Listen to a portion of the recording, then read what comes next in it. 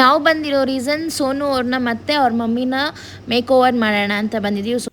Congratulation brother. ಅಬ್ಬಬ್ಬಬ್ಬ lottery. So sari ಎಲ್ಲ ಪ್ರೀಪೇಡ್ ಮಾಡ್ಕೊತಾ ಇದ್ದೀವಿ. ಏನು ಗೊತ್ತಾ, no makeup, no artificial, natural beauty.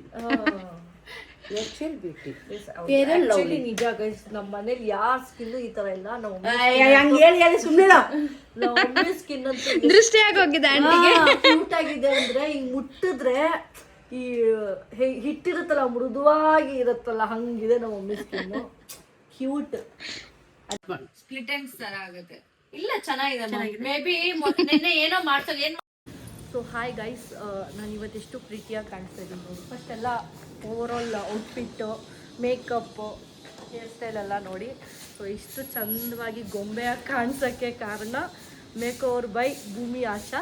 So thank you so much. Actually last time ನನಗೆ ಹೇರ್ ಸ್ಟೈಲ್ ಮಾಡಿದ್ದು, ಐ ಮೀನ್ ಒಂದು 6 months ಬ್ಯಾಕ್ ಅನಿಸುತ್ತೆ, ಅವಾಗ ಹೇರ್ ಸ್ಟೈಲ್ ಮಾಡಿದ್ದು. ಜಸ್ಟ್ ಹೇರ್ ಸ್ಟೈಲ್ ಅಷ್ಟೇ, ಮೇಕಪ್ ಮಾಡ್ತಿರಲಿಲ್ಲ. ಸೊ ಈ ಟೈಮ್ ಸ್ವಲ್ಪ ನನಗೆ ಮೇಕಪ್ ಕಾನ್ಷಿಯಸ್ ಜಾಸ್ತಿ, ಹೆಂಗೆ ಬರುತ್ತೋ ರಿಸಲ್ಟ್ ಅಂತ. ಸೊ ನಾನು ಅಂದ್ಕೊಂಡಿರೋ ಥರನೇ ಬಂದಿದೆ, ಜಾಸ್ತಿ ಮೇಕಪ್ ಇಲ್ಲ, ಕಮ್ಮಿನೂ ಇಲ್ಲ, ತುಂಬ ಪರ್ಫೆಕ್ಟಾಗಿದೆ. Thank you so much Bhoomi. Thank you ಅಕ್ಕ. ಸೊ ಹಾಯ್ ಫ್ರೆಂಡ್ಸ್, ನನಗೆ ಇವತ್ತು ಮೇಕಪ್ ಮಾಡಿರೋರು ಭೂಮಿ.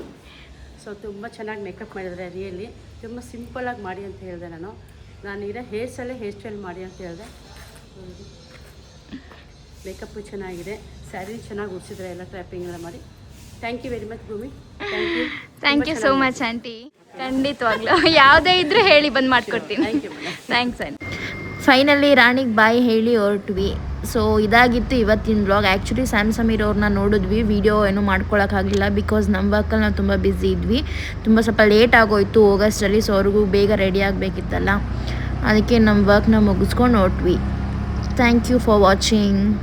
ಟ್ಯಾಂಕ್ ಚಿನ್ನ. ಈ ಪ್ರೀತಿ, ಪ್ರೋತ್ಸಾಹ, ಬೆಂಬಲ ಹಿಂಗೆ ಇರಲಿ ಚಿನ್ನ.